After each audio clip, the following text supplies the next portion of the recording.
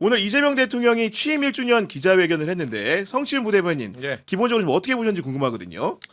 일단 뭐 이제 딱 2년 차로 넘어가는 거잖아요. 이때 또 기자회견을 통해서 국민들께 이 대한민국 어떻게 이끌어 가실지를 워낙 뭐 숨김없이 다 말씀하시는 분이기 때문에 저는 이재명 정부가 뭐 어떤 방향으로 갈지 이걸 보신 국민들이라면 모를 수가 없다. 아하. 네, 이제 이 집권 1년 차, 2년 차, 3년 차 가도 대체 이 나라를 어떻게 끌고 가겠다는 건지 몰랐던 게 전 정부였는데 네. 이재명 대통령은 1년 차 때, 2년 차 때 딱 그 명확하게 구분이 본인 타임플레이 딱 있는 게 느껴지는 것 같아요. 그러니까 디테일하게 딱 그 5년 차까지 세워놓고 나 2년 차니까 이거 할게라는 느낌, 요거를 많이 말씀하신 것 같은데 근데 언론은 근데 지방선거 관련 평가만 다루시는 것 같아요. 집중적으로. 근데 그 부분도 중요하긴 하니까 다뤘을 것 같긴 그리고 하고. 그 얘기를 좀 속 시원하게 해주신 것 같아서 저는 사실 당직을 맡고 있기 때문에 어디 나가서 선거 평가할 때 되게 조심스럽게 했거든요. 네. 제가 하고 싶은 얘기를 대통령이 해주신 것 같아서 전 그거 보면서 좀 시원했습니다. 우리 네. 부대변인 줄 잘 섭니다 보니까. 줄을 선 게 아니라 저는 그냥 여기 있을 뿐입니다. 예. 그런 생각 좀 드는데 그 말씀 주신 대로 이재명 대통령 같은 경우에는 기자회견을 보면 어떤 식으로 나라를 이끌겠다 이런 것들이 보이는 건데 일단은 횟수도 많아가지고 분기별로 한 번씩 기자회견을 해서 이번이 벌써 4번째입니다. 그 취임 30일 때 기자회견 한 번 했고요. 취임 100일 때 기자회견 한 번 했고요. 신년에 기자회견 했죠. 이번에 취임 1주년이라고 또 기자회견 한 번 더 한 거 아니겠습니까? 그러니까요. 뭐 자신감의 표현이라고 보고요. 근데 안타까운 거는 1주년 기자회견만은 진짜 대통령의 지난 1년간의 성과가 돋보이는 자리여야 되는데 이상하게 하여간 거기보다 이게 선거가 진 것 같은 기분에 이게 뭔가 빛나지 못하는 것 같은 대통령에게 네. 집중이 되지 않고 또 뭐 전당대회도 가깝고 이러니까 벌써부터 뭐 전쟁 시작에 막 이러니까 안쓰러운 마음이 들었어요. 그렇게 대통령께서 이렇게 빛나야 되는 상황마다 희한하게 당이 뭐 의도적으로 그랬겠습니까만은 희한하게 이게 당이 하여간 희한하게 아주. 아주 조용하게 네. 결과적으로 대통령의 빛남을 가리는 결과가 자꾸 되는 것 같아서 속상하다. 그러니까 지방선거 평가 얘기를 안 할 수가 없는데 이재명 대통령이 오늘 기자회견에 여러 가지의 말들을 했는데 하나하나 소개를 좀 드리면은 첫 번째로는 이런 얘기를 하셨습니다. 한 2, 3일 정도 저도 상태가 별로 좋지 않았다. 결론은 나의 부족함이다. 이런 얘기를 했습니다마는 2, 3일 정도 선거 이후에 상태가 좋지 않았다라는 것은 기본적으로 이번 선거에 대한 평가가 냉혹하다는 걸 보여주지 않겠습니까? 그렇죠. 그러니까 2, 3일 정도라면 선거 끝나고 그 주말 직전까지 그러니까 거의 어제 그제까지도 이제 그러니까 수요일에 선거를 했으니까. 그렇죠. 네. 금, 토, 일. 그러니까 사실 오늘 직전까지 안 졌다 이 소리죠. 네. 근데 요게 지금 민주당 내부에서도 이제 이재명 대통령 덕분에 이제 선거 승리를 한 것 같다. 대체적으로 정청래 대표가 이제 그렇게 얘기했었잖아요. 사실 정청래 대표의 이 발표를 듣고 나서 사람들이 많이 의아했을 거예요. 일단 서울시장을 뺏겼잖아요. 그렇죠. 그리고 더 문제는 뭐냐면 저희가 봤을 때는 서울시장을 뺏길 거라고 생각을 안 했던 거죠. 물론 여조에서는 잡힌 게 한 번도 오세훈한테 진 적이 없으니까. 네. 근데 그거는 일반 시민들은 그렇게 생각할 수가 있어요. 근데 당이라는 조직은 이 선거에 전문화된 조직이기 때문에 이게 오세훈이 만만치 않을 거다. 박빙으로 갈 거다. 이런 경고가 많이 나왔거든요. 그러면 당 지도부는 적어도 로우 데이터를 훨씬 많이 들고 있어요. 아니, 선거 블랙박스 기간 들어가면 사실은 계속 하지 않습니까? 본인들은 네. 다 알고 있어요. 솔직히 말해서 제가 이때 지난주에 나와서 친한계들한테 양쪽으로 제가 욕을 먹고 있는데 제가 네거티브를 하는 쪽이 지고 있을 확률이 높다라고 얘기를 했거든요. 하정우 후보가 마지막에 네거티브를 했어요. 그래서 제가 솔직히 객관적으로 블랙박스 때는 한동훈이 이기고 있을 가능성이 높다. 물론 저는 한동훈을 싫어해요. 한동훈 지금 의원님이죠, 이제 의원님. 한 의원님. 네. 네. 왜냐하면 불법을 자행하고 또 인정을 하지 않는 것 같아서 그 가족들이 명의도용이 돼서 당원 게시판 진실을 말하지 않으니까 저는 거기에 대한 좀 아쉬움이 있습니다. 근데 다만 아쉬움이 있는 거랑 한동훈 후보가 지는 건 전혀 다른 문제예요. 네, 그래서 저는 그때 네거티브 하니까 이거는 하정우 후보가 조금 열세로 박빙이다 이렇게 얘기를 했는데 그게 나왔잖아요 지금.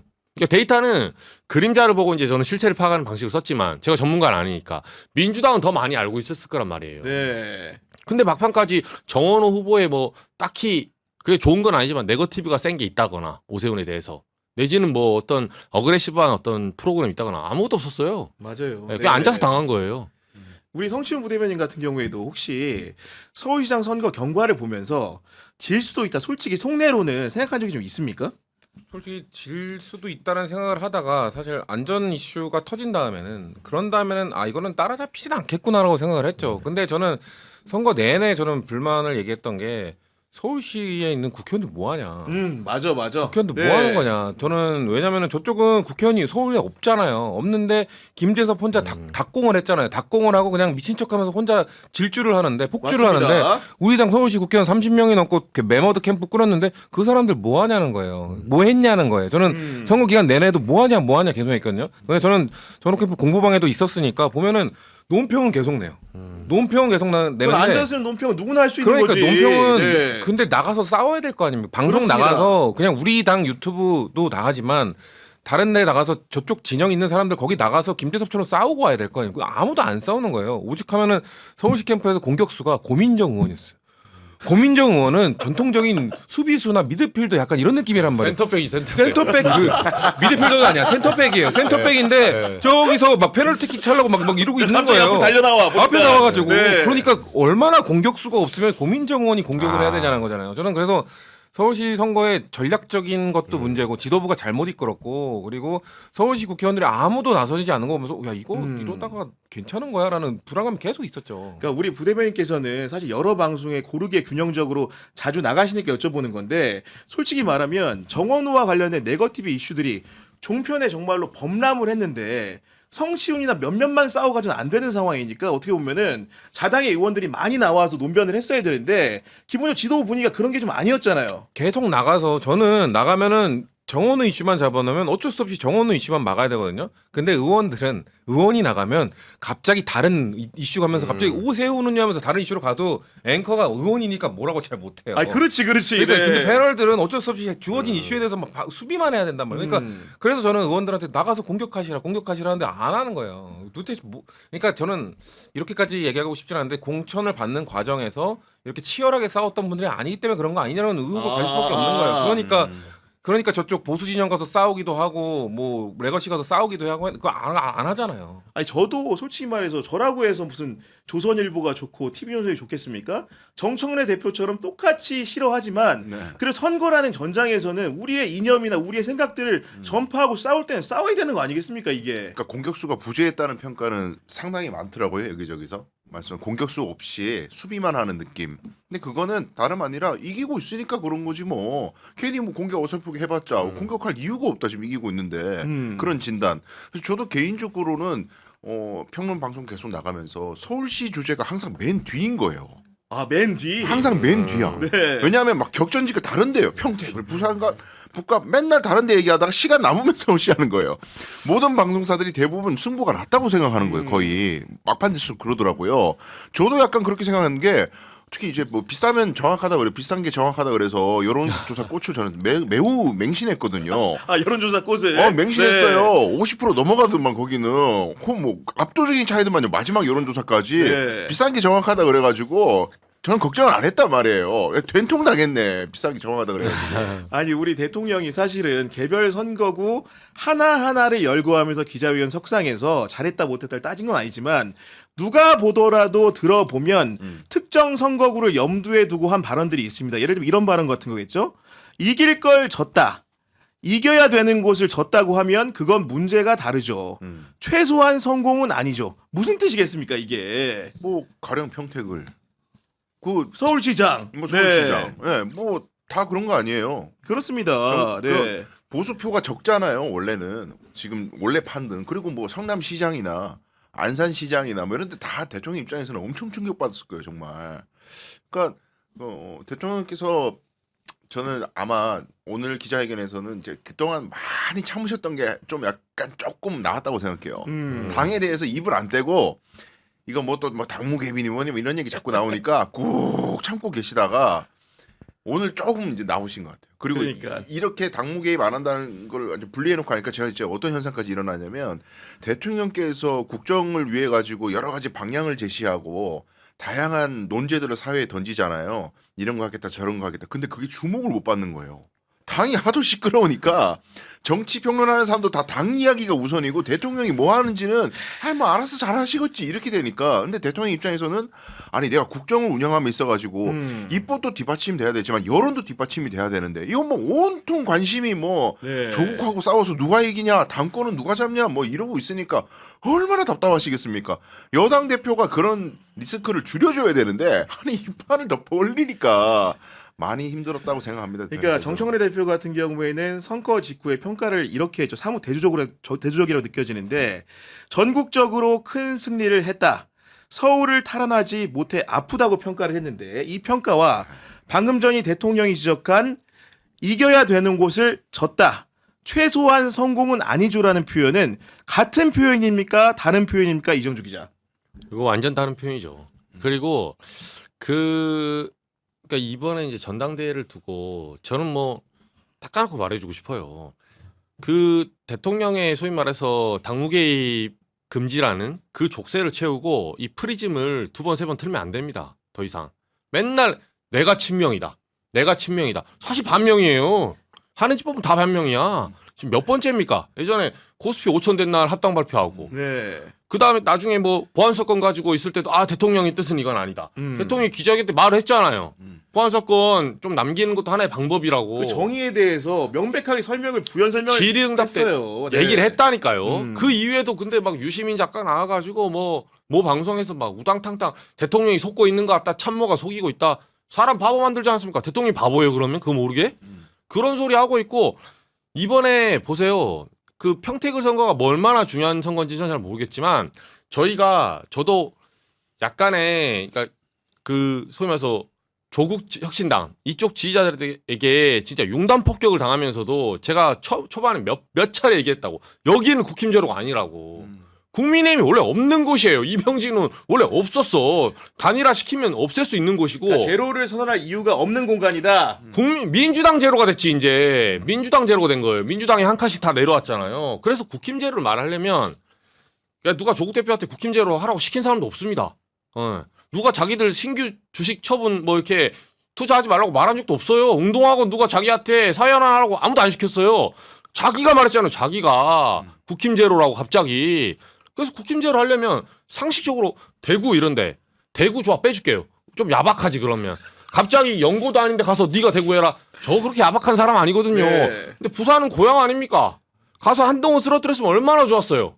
가서 아예 정리하고. 근데 아이고. 그런 게 다 피하고 네. 되지도 않는 평택 가더니 평택에서 무슨 국힘 제로예요. 하남 가시지. 하남 가면 지금 하남 또 민주당 제로 됐어요. 이용 이번에 이광재 의원 있죠. 네. 몇 프로 차이 안 났어요. 1,400표가 차이 났어요. 그거. 간발의 차이로 이겼죠. 네, 그거는 예전에 추미애 후보가 거기서 1,200표 차이 났거든요. 근데 지금 계엄 직후잖아요. 계엄 직후인 윤석열 가방 못지랑에서 1,400표 차이 났어요. 그 자랑입니까 그게? 하남시장도 그대로 네, 이현재. 국민의힘이 가져갔죠. 네. 네. 그러니까 이거는 사실 선거 조진 거예요. 근데 거기 가서 국힘제로 하듯이 어느 지역을 가도 민주당 제로로 만들 수 있는 지금 사실상 여기를 폭탄으로 만들어 놓고 그 방송에 조국 대표 몇 번 불렀어요. 소위 말해서 몇 번 불러가지고 얘기하는데 그 시간에 서울시장 예를 들자면 정원 후보를 부르든가 아니면 성취훈 대변인 부르든가 이렇게 예를 들면 김재섭 의원처럼 저격을 할 수 있는 서울시 의원을 불러서 저격을 했어야죠. 그 시간에 다 그렇게 깽판 나놓고 이제 와서는 뭐 합당 안 해줬다. 뭐 어째졌다. 또 가스라이팅 시작한 거죠. 그러니까 저는 그 조국 대표 이야기를 전 대표 이야기를 하시니까 생각이 나는 게 왜 부산에 가면은 오히려 싫다, 좋지 않다 민주당에게라고 만류한 사람이 있다 그래서 한번 또 와 이렇게 시끄러웠던 적 맞습니다. 있잖아요. 기억납니다 지금. 그 네. 안 좋은 이유가 뭐예요? 가면은 오히려 이제 역결집한다. 왜냐하면 조국 후보에 대한 비호감 정서도 있으니까 이 선거판이 이상해지니까 그 말이 뭐예요? 그럼 조국이라는 사람이 중도나 보수에게 비호감도가 높다는 걸 알고 있다는 거거든요. 근데 부산이나 경남에는 그거를 걱정하면서 수도권에 나가라는 거는 수도권을 우습게 봤다는 거예요. 아하. 수도권 역결집 해봐야 뭐 이건 뭐 국힘 안 돼. 평택을 아이고 절대 안 될까. 그러니까 조국이 되든 김용남이 되든 둘 중에 하나는 되면 뭐 당대표 입장에서 전략공천 뭐 어떻게 하든 상관없이 어차피 민주 진영 안에서만 당선될 게 확실하니까 별로 그렇게 관심 안 가지다가 된통 당한 거 아닙니까 유동대는. 아니 누가 보더라도 대통령의 워딩 중에 오늘 워딩 중에 경기 평택을 선거구 상황을 염두에 두고 맞아요. 한 것으로 보이는 발언이 있습니다. 요약을 하면 대통령이 뭐라고 말했냐? 집안에 들어온 사람한테 모욕하면 안 된다. 이 얘기는 아무래도 제가 생각하기엔 성신 부대변님 네. 김용남 후보를 염두에 두고 한 얘기 같거든요. 그냥 그 네. 대놓고 하신 거죠. 대놓고 하신 거죠. 직설적으로 그러니까. 하신 거예요. 그리고 네. 저는 대통령이 이렇게 직설적으로 하는 거 보면서 진짜 참기 힘드셨구나. 이거 못 참은 거예요. 어떻게 대통령이 대통령 선거 때 영입해온 사람인데 진영이 달릴 때 진영 논리에 의해서 우리 진영이 듣기에 불편한 이야기 할 수 있잖아요. 근데 그렇죠. 그거를 갖고 파고 들어가고 파묘하고 그분은 심지어 사과도 했잖아요. 과거에 대해서 사과를 했잖아요. 사과를 했으면은 뭘 더 얘기를 합니까? 그러니까요. 근데 또 그거에 대해서 뭐 김용남 후보 막 이렇게 얘기를 하면은 저거 그 패널 할 때 같이 김용남 후보랑 방송을 많이 해가지고 저런 거다 하는데 방송할 때는 다른 당이었어요. 다른 당이니까 패널로 막 싸웠단 말이에요. 근데 그렇지. 그거 네. 뭘 내가 뭐 그 친분 때문에 뭐 그 사람을 커버를 쳐줘요. 우리 당 후보가 됐고 대통령이 데려온 사람이고 대통령이 그냥 데려온 것도 아니잖아요. 대통령이 친분이 있어서 데려온 게 아니라 중도 실용주의 이제 여당이 되니까 여당이 되기 위해서는 저는 우리가 중도 확장을 위해서는 보수에 있는 사람들 중에 합리적인 사람을 데려와야 된다라고 데려온 거잖아요. 그럼 그 사람의 과거를 왜 물어요? 그러니까 대통령 워딩이 이렇습니다. 집안에 들어온 사람한테 내가 원래 우리 색깔 이거야. 너 배고파서 들어왔지. 너 얻어먹을 게 있어서 온 거지. 너 언제든 나가서 배신할 거지. 이렇게 모욕하면 되겠습니까? 말하는 겁니다. 지금. 그러니까 이게 사례가 한 번 있잖아요. 제가 몇 번 얘기하는데 이 소위 말해서 진보 정치의 확장성에 처음에 균열을 낸 사람은 과거 DJ입니다. 97년에 JP랑 박정희 똘마니 군부 2인자 아닙니까? JP랑 손 잡고 싶어 잡았겠냐고요. 호남 정치 그동안 그렇게 민주화 운동을 한 사람이 확장성을 통해서 정권 교체를 해야 의미가 있는 거예요. 네. 정치는 기본적으로 말로 하지만 말은 신뢰고 신뢰는 행동이에요. 결국은 정권 교체라는 결과를 가지고 설명하는지 입으로만 떠드는 거 누가 못해요. 입으로 떠들다가 져놓고 너 네 탓이다 내 탓이다. 지금 모 진영에서 그렇게 하잖아요. 그 누가 못합니까? 그게 제일 쉬운 정치예요. 네. 근데 지금 내가 욕을 좀 먹더라도 내지는 나의 어떤 순혈주의 이 내부에서 순혈주의에 대한 좀 이런 빗발치는 공격이 있더라도 그럼에도 불구하고 한 발짝 나가는 정권 교체 해내는 거 본인의 정치 역사에는 오욕일 수도 있어요. 나중에 그 사람 평전 썼을 때 그때 욕한다고 그럼에도 불구하고 진일보를 해내는 게 이게 용기예요. 근데 그렇게 봤을 때 이번에 예를 들면 뭐든 간에 한 칸이라도 확장을 해야 되는 거예요. 확장성. 아니 그렇지. 근데 확장할 때 생각해보세요. 사람들 바보 아닙니다. 만약에 JP하고 자민련하고 합당했는데 거기서 총리 안 주고 계속 공격해. 야 알고 봤더니 군부 정권 너 옛날에 그 뭐 부정축제하고 그러니까 너 알고 안기부 때 보니까 말이야 이렇게 네, 나오고 다 캐내가지고 내가 선거 때는 써먹고 나서 야 우리 합당 안 할 거 그랬네. 이 새끼 보니까 우리 선거를 아니네. 공격해. 다음에 누가 합당합니까? 그 꼴을 봤는데 누가 합당해요? 지금 이재명 대통령은 보수 소위 말해서 중도 보수 확장하겠다고 했는데 영입을 했어. 김용남 후보 이렇게 모욕 주고 쥐어 패고 당대표가 개소식 말고 한 번도 안 가고 누가 와요? 바보 아닙니다. 바깥에 있는 사람들. 그러니까 이런 그 일맥상통한 도덕적 우월성, 선민의식 나는 되게 깨끗하고 국민의힘은 상당히 나쁜 집단이야. 근데 국민의힘 내란 집단이고 어쩌고저쩌고 하는데 그거 뭐 국힘을 찍겠어? 그러니까 국힘만 욕하면은 자동적으로 나에게 지지가 오는 그 메커니즘을 대통령께서 그 언급도 하시더만요. 야당일 때하고 여당일 때하고는 달라야 한다는 그렇죠. 것. 맞습니다. 제가 계속 지적해 왔던 건데 야당에서 그러니까 투쟁을 해가지고 정권을 가져올 때야 그 여당을 비판하고 그 정권에 대해서 힘을 가지고 있는 집단이니까 그걸 비판하고 비토하는 건 뭐 당연한 건데 이제 집권을 하게 되면은 전혀 다른 메커니즘으로 접근해야 되는데 정청래 대표만 보더라도 여전히 피하 식별 선명하게 하고 우리 편 다 모여라 상대방이 적이다. 예, 그 메커니즘으로 계속 내란 세력, 내란 척결 이렇게 가면 지금 젊은 세대들 특히 20대들은 지금 그 도덕적 우월성을 물어보는 게 아니라 당신들 실력을 물어보는데 당신들 도대체 우리 삶을 위해서 뭘 할 수 있느냐를 물어보는데 국민의힘이 얼마나 나쁜 줄 알아? 너네들이 역사의식 없는 것들 말이야. 무식한 것들 이렇게 접근을 해버린다는 거죠. 그러니까. 그럼 누가 좋아하느냐. 그래서 이제 총선을 지휘할 사람은 뭐 총선 얘기까지 하면 좀 먼 얘기일 수도 있지만 총선을 지휘할 사람은 더 이상 그 야당 시절에 있었던 그 메커니즘으로 선거를 치르는 사람은 안 된다. 실력과 실적으로 접근하는 사람이어야 되는 거지. 여당의 그릇을 갖춘 사람이 필요하다. 그렇죠. 그게 네. 저는 그렇게 읽혔어요. 대통령의 코멘트가. 네. 그렇게 말씀해 주신 거고 기본적으로 부대변인 같은 게 보시기에 우리가 이제 여당 다음으로 선거를 잘 치렀어야 되는데 그런 부분에서 한 어느 정도 점수를 매길 수 있다고 보십니까? 여당 다음은 하나도 못 드러냈죠. 그러니까 지금 저는 이 경기는 이겼어요. 근데 경기는 이겼는데 야구로 치면은 우리는 이재명 대통령의 국정 지지율이라는 에이스 투수를 쓸 수 있는 에이스 투수가 등판을 한 건데 저쪽은 볼넷 남발하는 장동혁이 투수인 거예요. 근데 볼넷 남발하는 장동혁 투수를 상대로 점수를 겨우겨우 저쪽이 볼넷 남발해. 우리가 안타 친 것도 아니야. 근데 볼넷 남발해가지고 근데 우리 대통령 에이스는 한 2, 3회 교체를 해버렸어. 그런 다음에 필승조 다 투입한 다음에 갑자기 9회쯤에 말로 홈런 맞고 8대7로 겨우 이긴 느낌. 그러면 야구 팬들이요. 정확한 비유다 이거. 경기를 그러니까, 네. 경기를 이겨도요. 야구 팬들 그렇게 되면 감독 사퇴하라고 난리 나요. 야구 팬들은 이겨도 흥분을 하는 게 야구 팬들이거든요. 근데 이 경기가 딱 저는 야구 팬이기 때문에 이 경기가 이겨도 이건 지휘를 못했다고 판단을 받을 수밖에 없는 그런 경기라는 거예요. 저는 그러니까 그 아까 그 공교롭게 말씀하셨잖아요. 공교롭게 코스피 때 공교롭게 저는 그 오비락도 3번이면 까마귀가 잘못한 거다라고 계속 얘기하거든요. 오비락 지금 몇 번입니까? 3번도 아니고 지금 5번 넘었으면 까마귀 얘는 의도적으로 지금 배를 떨어뜨리고 다니는 애예요.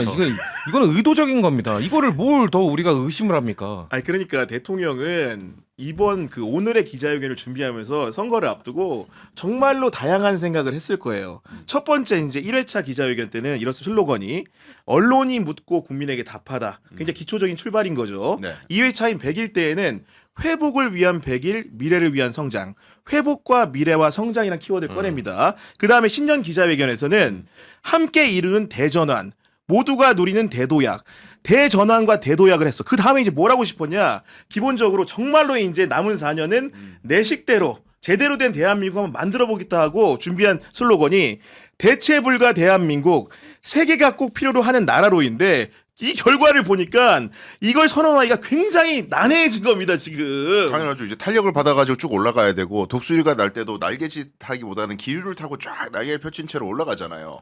그럼 기류를 타고 올라가야 되는데 그 기류는 당이 선거 결과로 만들어줬어야 되는 거죠.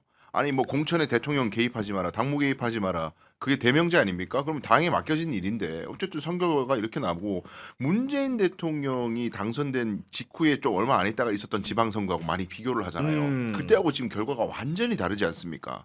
근데 문재인 대통령 초반이나 이재명 대통령 초반이나 지지율이 매우 높다는 것은 공통적인데 그렇습니다. 왜 이렇게 다른가? 왜 이렇게 다른가? 대표가 다릅니다. 당대표가 달라요. 당대표가 달라요. 네, 네. 그때 당시에 당대표가 누군지 기억하는 사람 잘 없어요. 기억이 잘 안 나요. 지방선거를 대승으로 이끌었는데 와 당대표 대단하다, 그 사람 정치력 대단하네, 칭찬한 기억이 별로 없어요. 왜냐하면 누군지 기억이 안 나요. 근데 정청래 대표는 모두가 다 알아요. 좋은 일이든 나쁜 일이든 계속 화두에 올라오잖아요. 이게 여당 대표 캐릭터가 맞냐는 겁니다. 네, 그런 얘기 주신 거고 지금 우리 방송을 너무나 애청해 주시는 이선희 님이 정청래 대표는 잼통 말씀 잘 들었죠? 이제부터 김민석, 송영길 비판하면 반명입니다. 이런 말씀해 주셨고 뒤집힌 마우스님 같은 경우에는 오늘도 시원한 평론 부탁드립니다. 의견 주셨고요. 우리 부산 민가이님 같은 경우에는 민주당 지도부와 의원들은 오늘 잼통님 메시지 알아들었나? 우리 국민들은 다 알겠던데 한심한 민주당 의원들 하면서 강력하게 성토를 해주셨습니다. 수중포파님 같은 경우에는 구 기자님 용남이 형 출연시켜주세요. 보고 싶네요. 이런 말씀 주셨는데 저희 방송에 워낙 이제 김용남 후보의 애청자들이 많으셔가지고 그 사랑하시는 분들이 많다 보니까 우리 김용남 그 후보를 좀 빠른 시일 안에 좀 소개시켜달라, 출연시켜달라 이런 말씀 좀 하시는데 이렇게 선거가 끝나도 끊이지 않은 인기 이유는 좀 뭐라고 생각하십니까? 저도 김용남 의원 그 금요일날 통화했거든요. 통화했는데 본인도 어쨌든 이 모든 캠페인 비롯해서 이제 본인 탓으로 돌리더라고요. 어쨌든 이거는 후보인 자기 몫이다. 그게 뭐가 되든 네거티브 하고 싶은 마음도 있었죠. 근데 그런 것도 참아내고 중요한 거는 저는 처음대로 네거티브를 그 참아낸 거는 정말 대단한 것 같아요. 왜냐하면 그런 공격을 받으면서 네거티브의 뎁스라는 게 있거든요. 그렇지. 근데 가족사까지 꺼내가지고 녹취 꺼내고 그것도 뭐 솔직히 우리 여기 얘기했지만 다른 데도 아니고 TV조선 조선일보 계열에서 그걸 돌려치기해서 들어온 거를 이거 참기 힘들거든요. 솔직히 말해서. 여과도 없이 그대로 비방했죠. 그리고 여러 설이 있어요. 지금 뭐 그 당시에 이제 소위 말해서 누나와의 어떤 관계, 매형이 어디 있었냐. 벌써 나중에 이제 그 설이 많이 돌았거든요. 문재인 캠프에 있었다부터 시작해서 그럼 소스가 어디였겠냐. 이 좀 더 윤곽이 좀 더 드러나고 있는 와중에도 김영남 후보는 처음부터 다 알고 있었을 거야 아마. 그분에 대해서. 근데 처음에 불거졌을 때 당연히 알았겠죠. 근데 저희한테 네. 저도 취재하고 물어봐도 단 한마디도 안 하더라고요. 거기에 대해서는. 그저 자기가 지금 대응할 수 있는 거는 여기까지인데 할 말은 많지만. 근데 뭐 그런 부분이 사실 고발까지 되고 고발된 부분 잘못된 부분이 있으면 또 본인이 법적 책임져야 되는 거예요. 근데 다만 그거를 3등한 후보가 할 소리는 아니다 제가 봤을 때. 예, 그거는 1, 2등 후보나 유권자가 해야 될 소리지. 3등한 후보가 뭐 너 고발당했으니까 옛날에 거 뭐 들춰내서 하겠다. 아직 뭐 그 얘기까지는 안 했지만 지금 결과가 이렇게 나왔기 때문에 결국은 모두의 패배가 된 거예요. 그러니까요. 네거티브 왜 하지 말자는 건지 이게 교본이 될 겁니다 지금. 전 진짜 잘 견디신 것 때문에 자산이 될 거라고 보고요. 아 견뎠기 때문에 자산이 네, 된다. 왜냐면 가족 네. 공격하는 거는 예전에 지네딘 지단도 가족 욕하니까 박치기 했잖아요. 그러니까 못 아, 참아요. 맞아. 가족 네. 욕하는 지단도 거는 못 참어. 와, 네. 마테라치 마테라치. 어떻게 저런 플레이를 어떻게 저런 행동을 하지? 가족 욕하면은 그런 가족 욕했구나. 그럼 이해가 되는. 근데 그걸 끝까지 참아냈잖아요. 저는 김영남 후보의 자산이 될 거라는 말씀을 드리고 저는 이거에 김영남 후보에 대해서 계속 공격하는 우리 진영 안에 사람들 선거 기간 내내 원래 과거의 기준이면 이 사람은 후보 공천 취소됐을 거란 얘기를 계속 공격을 하더라고요. 그래서 제가 유시민 작가 그 얘기를 했는데 그래서 그럼 그 기준대로라면 조국 후보는 그런 의혹 정도로 취소를 하는 거면 여긴 의혹이 아니고 여긴 유죄 판결을 받았잖아요. 근데 그러면 그 똑같은 잣대로 해야 되는 거 아니냐고 하니까 뭐 그 난리가 나가지고 막 이제 저한테 공격이 들어왔는데 네. 근데 그렇지 않습니까? 본인들이 그러니까 우리가 그 네 글자 그 우리한테 지금 더 씌워져 있는 내로남불이라는 글자 그